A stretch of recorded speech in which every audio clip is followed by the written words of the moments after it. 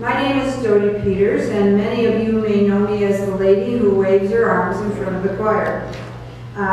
Yes, I am the choir director, but honestly, believe me, the chancel choir and Cindy, our wonderful accompanist, are the gifts to new life.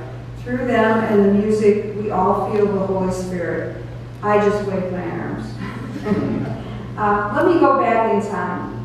I was born in 1948 and named Dorothea. It was in German, it probably was Dorothea, after my great-grandmother. My parents helped me get the nickname of Dodie when I was very little, and it stuck. Believe it or not, I was a very shy child. But I heard God's calling in 2nd grade when I came home from my Lutheran school that I went to and told my parents that I wanted to be a Lutheran school teacher. My mother's comment was, "You'll never make any money."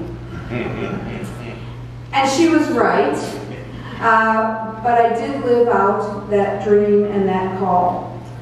The Lord's hand has always led me to feed my children.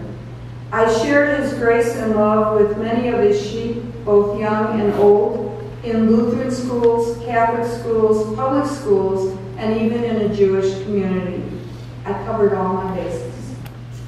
In my retirement, I teach computer software to companies. And for the first time in my life, I travel to other cities and meet many people. In fact, this week I'm going to Tucson, Arizona.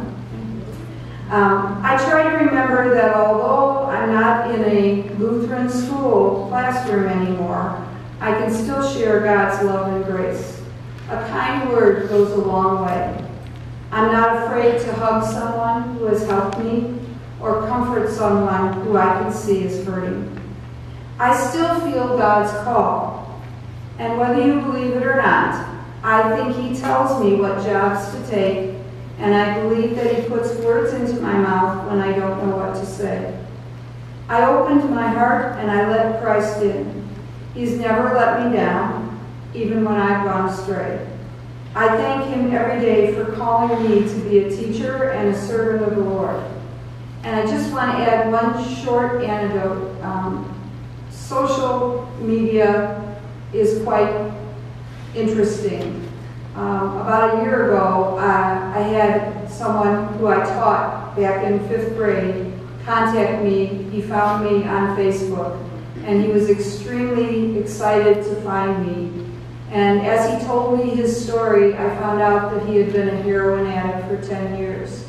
And he had just put his life back together, and he wanted to find me on Facebook to thank me because he remembered all the things I taught him in school. I don't think it was me. I think it was the Holy Spirit. But it was quite a moving contact. So God's blessings to all of you. Thanks.